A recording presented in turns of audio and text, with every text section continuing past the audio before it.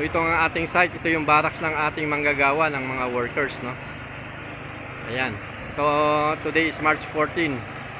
Buhos time. Nagbubuhos tayo. Doon sa may gitna para maprotektahan itong retaining wall ng PLDT. So ito yung ating shade.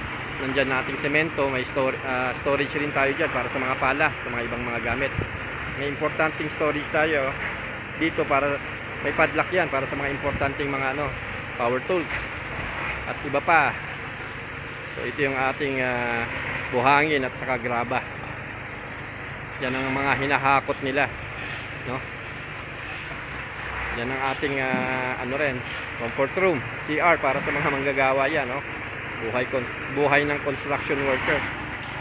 Ayan, continuous flow ng may drums tayo, continuous flow of water. Dapat hindi tayo maubusan yan dahil kailangan wag mahinto ang pagbubuhos. Kahit lunch time, kailangan wag muna mag-lunch hanggang matapos.